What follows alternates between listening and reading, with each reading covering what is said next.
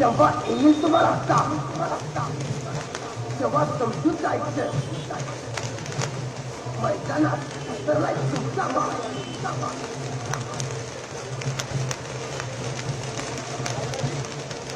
थोड़ा सा स्पीड से करवाइए, बारिश से पहले पहुंच गए, थोड़ा स्पीड बढ़वाइए।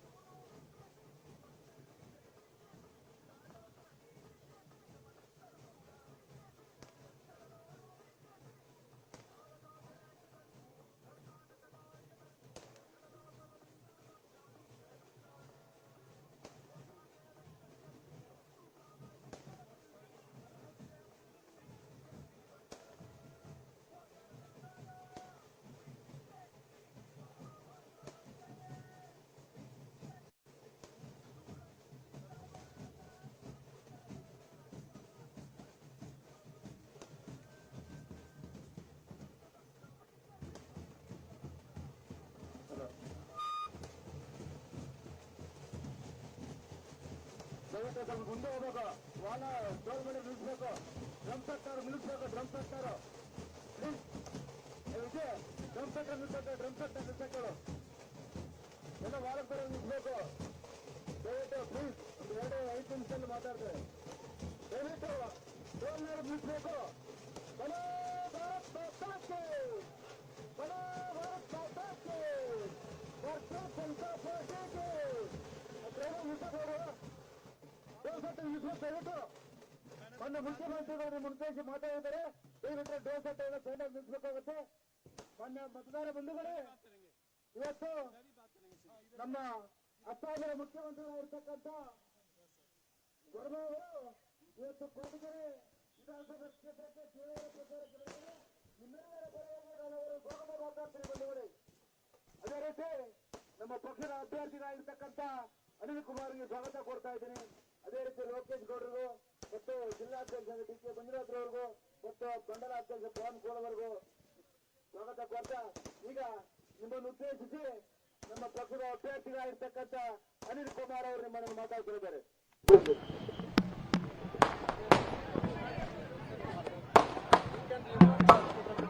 बोलो भारत माता की, बोलो भारत माता की, नरेंद्र मोदी जी के, बसवराज बोम्माई जी के, ಯಡಿಯೂರಪ್ಪ जी के,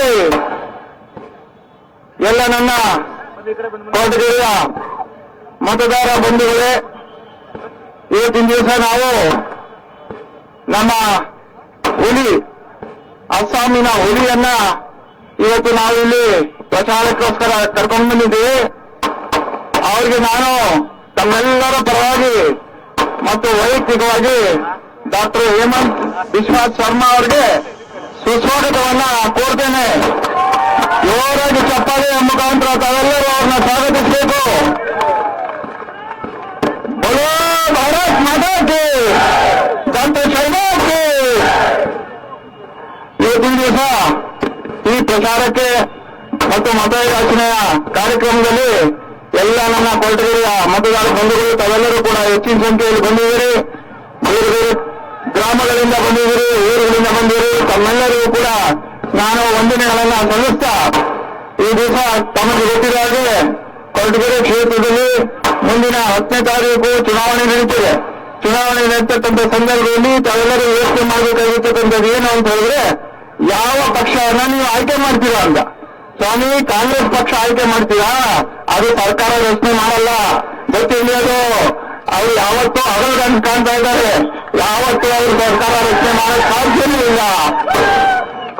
ಬಿಜೆಪಿ ಪಕ್ಷ ಮಾತ್ರ ಈ ಸಾರಿ ಸರ್ಕಾರವನ್ನ ರಚನೆ ಮಾಡೇ ಮಾಡುತ್ತೆ. 150ಕ್ಕಿಂತ ಅಧಿಕ ಸೀಟ್ಗಳನ್ನ ಗೆದ್ದು ನಾವು ಸರ್ಕಾರವನ್ನ ಮಾಡೇ ಮಾಡ್ತೀವಿ.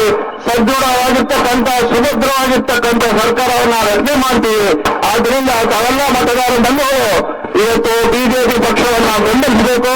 ಬೆಂಬಲಿಸಿ ಅತಿ ಹೆಚ್ಚು ಮತಗಳನ್ನ ಬಿಜೆಪಿ ಪಕ್ಷಕ್ಕೆ ನೀಡುವುದರ ಮುಖಾಂತರ ಬಿಜೆಪಿ ಪಕ್ಷದ ಅಭ್ಯರ್ಥಿಯಾಗಿ ತಡೆದು ತಮ್ಮ ಅಮೂಲ್ಯವಾಗಿರ್ತಕ್ಕಂಥ ಮತವನ್ನ ತಾವೆಲ್ಲರೂ ಕೊಡಬೇಕು ಅಂತ ನಾನು ಕೇಳ್ಕೊಳ್ತೀನಿ.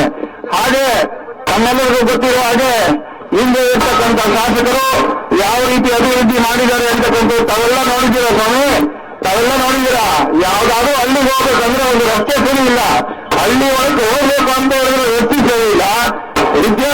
ವಿದ್ಯಾರ್ಥಿನಿಯರಿಗೆ ಸಾರಿಗೆ ಸಂಪರ್ಕ ಇಲ್ಲ, ಅವರಿಗೆ ವಿದ್ಯಾಭ್ಯಾಸವನ್ನು ಮಾಡಲಿಕ್ಕೆ ಸಾಧ್ಯ ಆಗೋದಿಲ್ಲ. ಯಾವ ಒಂದು ಟೂ ವೀಲರ್ ಆಗಲಿ ಆಟೋ ರಿಕ್ಷಾಲ್ಲಿ ಮಾತ್ರ ಹೋಗಿ ಅವರು 2ರಿಂದ 3 ಕಿಲೋಮೀಟರ್ ಹೋಗಿ ವಿದ್ಯಾಭ್ಯಾಸವನ್ನು ಮಾಡ್ತಕ್ಕಂಥ ಸಂದರ್ಭ ಈ ಸನ್ನಿವೇಶ ಈ ಕ್ಷೇತ್ರದಲ್ಲಿದೆ ಸ್ವಾಮಿ. ಯಾಕೆ ನಮ್ಮ ಶಾಸಕರು ಉಪಮುಖ್ಯಮಂತ್ರಿ ಆಗಿದ್ರು, ಉಪಮುಖ್ಯಮಂತ್ರಿ ಆಗಿದ್ದಾಗ ಹೆಚ್ಚುವರಿ ಅನುದಾನ, ಎಷ್ಟು ಅನುದಾನ ಬೇಕಾದ್ರೂ ಅವ್ರು ತಗೋಬಹುದಾಗಿತ್ತು, ತಗೊಂಡು ಇಲ್ಲಿ ಅಭಿವೃದ್ಧಿ ಮಾಡಬೇಕಾಗಿತ್ತು. ಅವ್ರು ಮಾಡಿದ್ದೇನು? ಶೂನ್ಯ, 0 ಟ್ರಾಫಿಕ್, 0 ಅಭಿವೃದ್ಧಿ. ಏನು ಅಭಿವೃದ್ಧಿ ಮಾಡಿಲ್ಲ ಸ್ವಾಮಿ, ಏನೂ ಅಭಿವೃದ್ಧಿ ಮಾಡಿಲ್ಲ. ಕೊರಟಗೆರೆ ಕ್ಷೇತ್ರ ಕೇವಲ 80 ಕಿಲೋಮೀಟರ್ ದೂರದಲ್ಲಿದೆ ಬೆಂಗಳೂರು. ಬೆಂಗಳೂರಿನಿಂದ ಇಲ್ಲಿಗೆ ಬರ್ಲಿಕ್ಕೆ ಎಷ್ಟು ಸಮಯ ಆಗುತ್ತೆ ತಮ್ಗೆ ಗೊತ್ತು. ಆದ್ರೆ ಇಲ್ಲಿಂದ ಒಂದು ಹಳ್ಳಿಗೆ ಹೋಗ್ಬೇಕಂದ್ರೆ ಎಷ್ಟು ಸಮಯ ಆಗುತ್ತೆ ನೀವು ಗೊತ್ತಿದೆ. ನಾವೆಲ್ಲ ನೋಡಿದ್ದೀವಿ, ಎಲ್ಲ ರಸ್ತೆಗಳು ಮಣ್ಣು ರಸ್ತೆಗಳಿದ್ದಾವೆ. ದಯವಿಟ್ಟು ಶಾಸಕರು ಎಲ್ಲಿ ಬಂದಿದ್ದಾರೆ ಅಂದ್ರೆ ಎಲ್ಲೂ ಯಾವ ಹಳ್ಳಿಗೂ ಹೋಗಿಲ್ಲ ಶಾಸಕರು. ಯಾವ ಹಳ್ಳಿಗೆ ನಾನು 344 ಹಳ್ಳಿಗಳಿದ್ದಾವೆ, ಆದ್ರೆ 80% ಹಳ್ಳಿಗಳಿಗೆ ನಾನು ಖುದ್ದಾಗಿ ಭೇಟಿ ಕೊಟ್ಟಿದ್ದೀನಿ. ಭೇಟಿ ಕೊಟ್ಟಂತ ಸಂದರ್ಭದಲ್ಲಿ ಯಾವುದೇ ಸಂಪರ್ಕ ರಸ್ತೆ ಇಲ್ಲ. ಅದನ್ನ ತಾವು ಗಮನಿಸಬೇಕು. ಪ್ರತಿಯೊಂದು ಗ್ರಾಮದಲ್ಲೂ ಇವತ್ತು ಕುಡಿಯ ನೀರಿನ ಜಲ್ ಜೀವನ್ ಮಿಷನ್ ಅನ್ನ ಕೇಂದ್ರ ಸರ್ಕಾರ ಬಿಜೆಪಿ ಸರ್ಕಾರ ಕೊಟ್ಟಿದೆ. ಆದ್ರೆ ಯಾವ ಹಳ್ಳಿಯಲ್ಲಿ ಹೋದ್ರೂ ಕೂಡ ಕುಡಿಯ ನೀರಿನ ಸಮಸ್ಯೆ ಇದೆ. ಕೆಲವು ಹಳ್ಳಿಗಳಲ್ಲಿ ಮಾತ್ರ ಒಂದು ಜಲ್ ಜೀವನ್ ಮಿಷನ್ನಿನ ಮನೆ ಮನೆ ಗಂಗೆ ಯೋಜನೆಯನ್ನು ಮಾತ್ರ ಅನುಷ್ಠಾನ ಮಾಡಿದ್ದಾರೆ.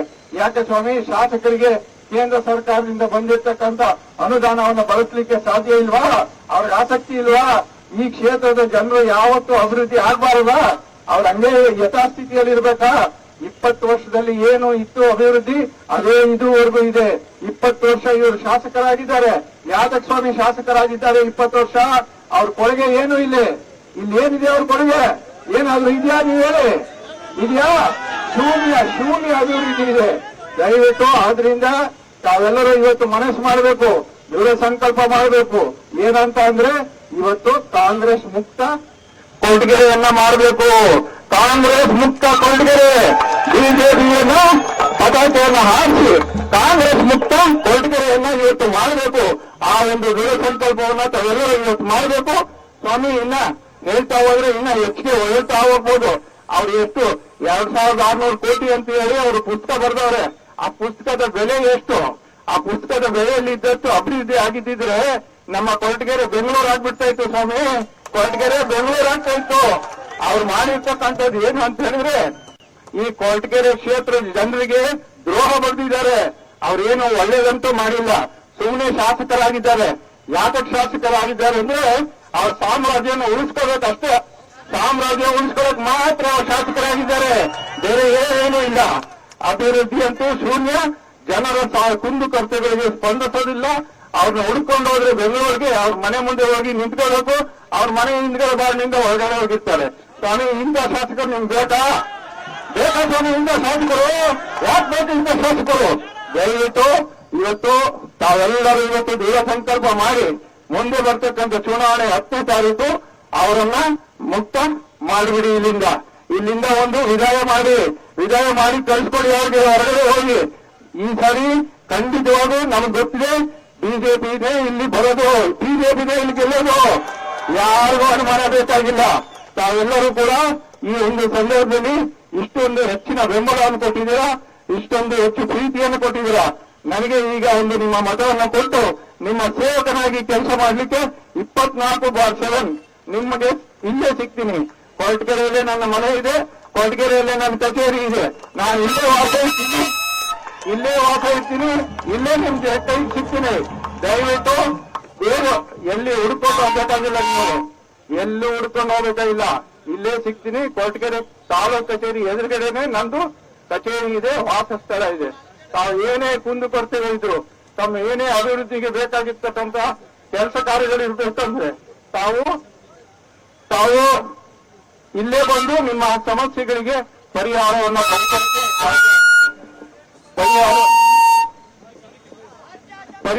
ಪಡೆದುಕೊಳ್ಳಿಕ್ಕೆ ಇಲ್ಲಿ ಅವಕಾಶ ಇದೆ. ಆದ್ರಿಂದ ದಯವಿಟ್ಟು ತಾವೆಲ್ಲರೂ ಕೂಡ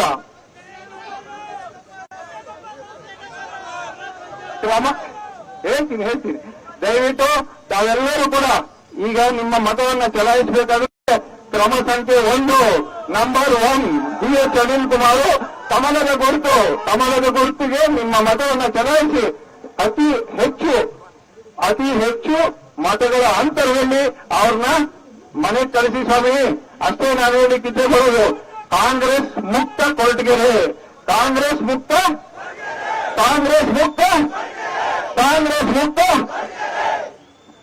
ನಿಮ್ಮೆಲ್ಲರಿಗೂ ಧನ್ಯವಾದಗಳು.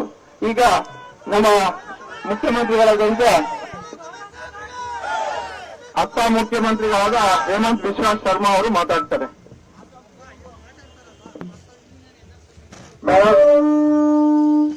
मेरा साथ बोलिए, भारत माता की,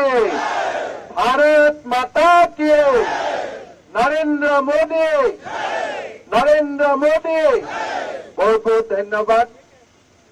हमारे बीच में उपस्थित कोराटागढ़ कैंडिडेट कॉन्स्टिट्यूएंसी की कैंडिडेट BS अनिल कुमार जी, हमारे माधुगुरी डिस्ट्रिक्ट प्रेसिडेंट BK मंजुनाथ जी, कोटागढ़ मंडल अध्यक्ष पवन कुमार जी, हमारे इंदु रावल जी, ओम नमो नारायण जी, लोकेश ग्वादा जी, भाइयों और बहनों, मैं असम से आया हूँ। बहुत 1000 किलोमीटर यहाँ से दूर है, लेकिन असम में भी बीजेपी है, कर्नाटक में भी बीजेपी है, उत्तर प्रदेश में भी बीजेपी है, पूरा वर्ल्ड में नरेंद्र मोदी है।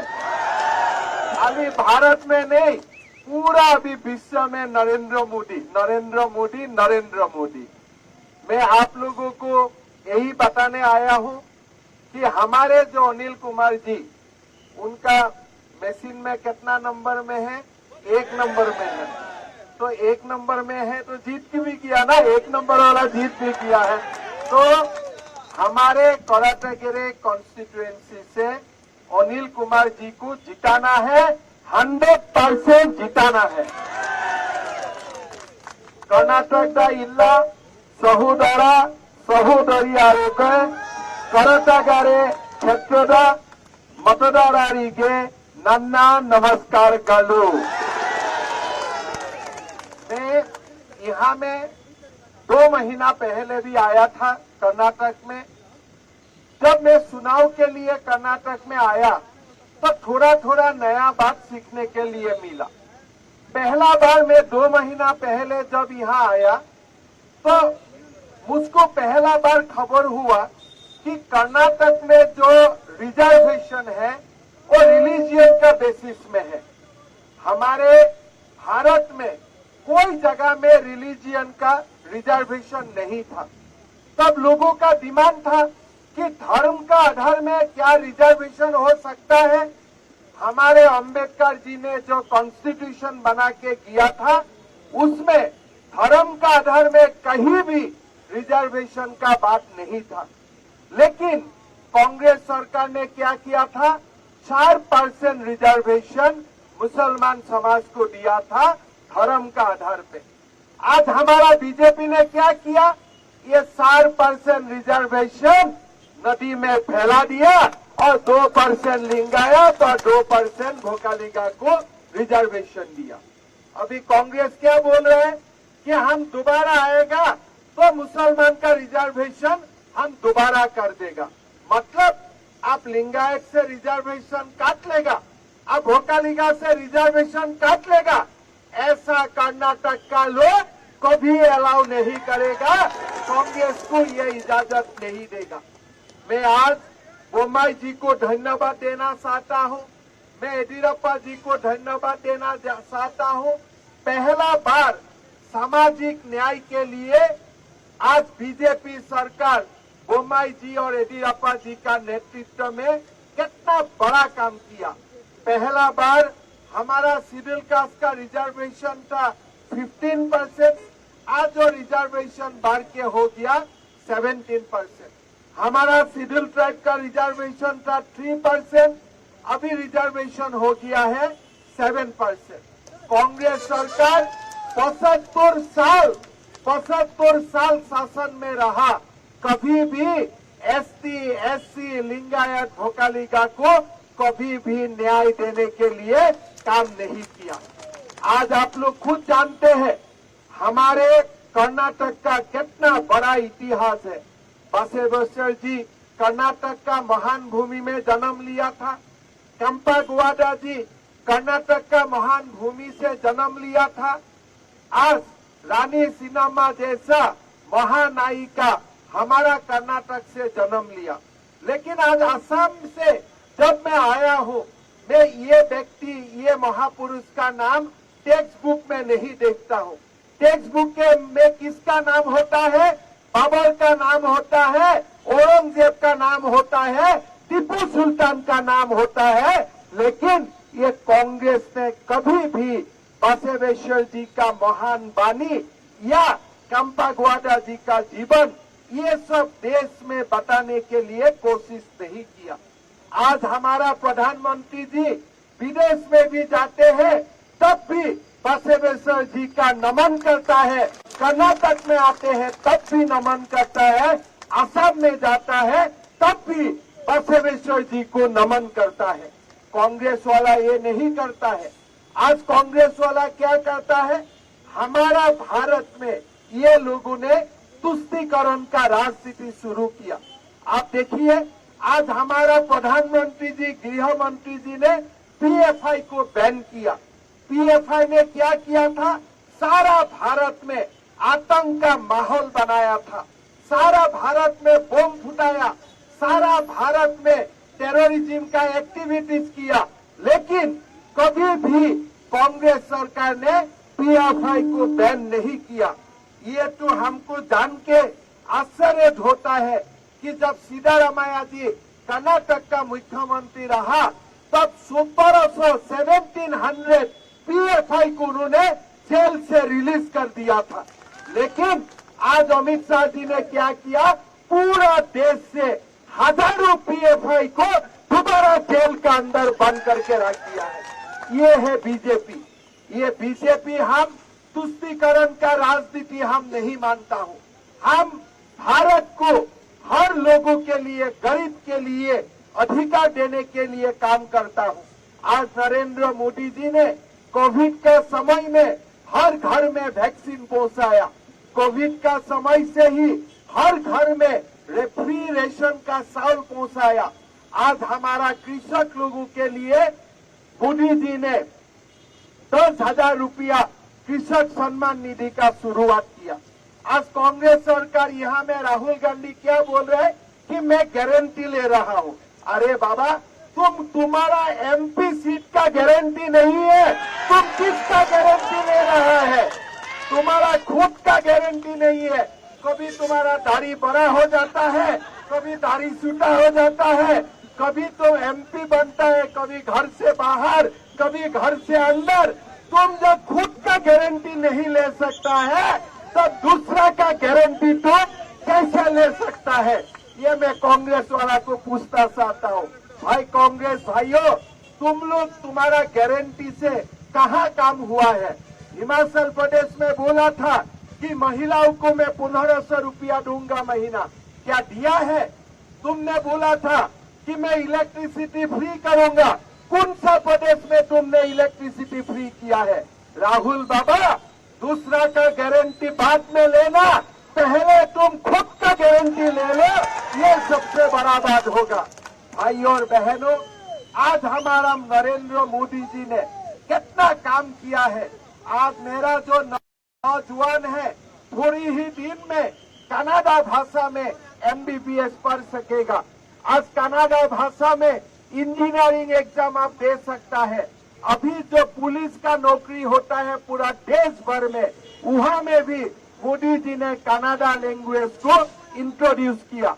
आज जो स्टाफ सिलेक्शन बोर्ड का नौकरी होता है, उधर में भी मोदी जी ने बोला कि भारत का रीजनल लैंग्वेज में आप एग्जाम दे सकता है।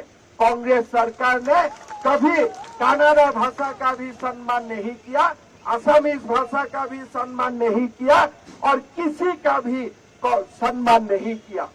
आज अभी कांग्रेस क्या बोल रहा है कि मोदी जी सांप है।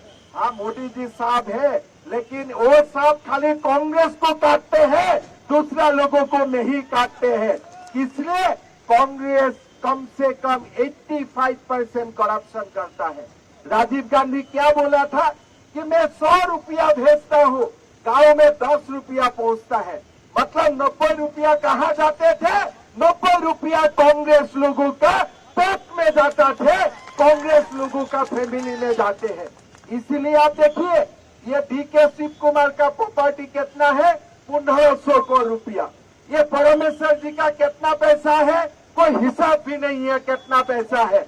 आज ये लोगों ने गरीबों का लुंठन किया, गरीबों का पैसा खाया और इसीलिए ये लोग मोदी जी को बोल रहा है कि मोदी जी सांप है। अरे सांप तो शिव, सदा शिव का, महादेव का गले में होता है, लेकिन जो लोग करप्ट लोग हैं, ये करप्ट लोग को सांप काटते हैं और इसीलिए आप लोग अभी जेल में है, आप लोग अभी जेल के अंदर में है।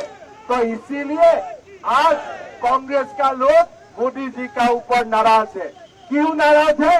मोदी जी ने गरीब को चावल दिया। क्यों नाराज है? मोदी जी ने गरीब को गैस दिया। और मैं आप लोग को वादा करना चाहता हूँ, अभी अभी हमारा बीजेपी का प्रेसिडेंट नड्डा जी ने विजन डॉक्यूमेंट रिलीज किया और हम लोग ने क्या बोला हो कि अभी साल में 3 गैस सिलेंडर सरकार आपको फ्री ऑफ कॉस्ट देगा। 3 गैस सिलेंडर। आज अभी हमारा मैनिफेस्टो रिलीज हुआ है। मैनिफेस्टो में बीजेपी सरकार क्या बोला है कि हर वार्ड में हम कैंटीन बनाएगा, अटल जी का नाम में कैंटीन बनेगा और वहाँ में हमारा गरीब लोग छोटी ही दाम में कंसेशन का प्राइस में खाना खा सकेगा। ऐसा बात आज हमारा विजन डॉक्यूमेंट में मोदी जी ने बोला है। आज 5 लाख रुपया तक इलाज अब फ्री कर सकता है हॉस्पिटल में। आज हमारा विजन डॉक्यूमेंट में बोला है कि अभी कैंसर बीमार होगा किसी का भी, केमोथेरापी का कंप्लीट कॉस्ट सरकार देगा, गरीब लोगों को देना नहीं है। भाई और बहनों, हमारे मुंबई जी ने, येदियुरप्पा जी ने आज जो काम किया, एसटी को अधिकार दिया, शेड्यूल कास्ट को अधिकार दिया, लिंगायत का सम्मान किया, वोकालिगा का सम्मान किया। सारे आज कर्नाटक में सारा समाज को आज बोम्माई जी और येदियुरप्पा जी ने सम्मान किया। नरेंद्र मोदी जी ने कर्नाटक के लिए हमेशा आवाज उठाया। तो इसलिए मैं आप लोग को निवेदन करूंगा कि अगले चुनाव में हमारे ये कोराटेगेरे कॉन्स्टिट्यूएंसी से हमें कांग्रेस मुक्त करना है, बीजेपी को जिताना है और अनिल कुमार जी को एमएलए बनाना है। बनाएगा ना आप लोग? बनाएगा ना?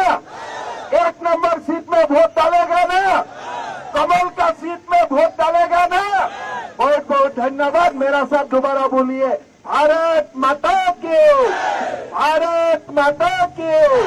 Narendra Modi, Narendra Modi, B S Yediyurappa, Basavaraj Bommai, Basavaraj Bommai, C S Anil Kumar, C S Anil Kumar. बहुत बहुत धन्यवाद।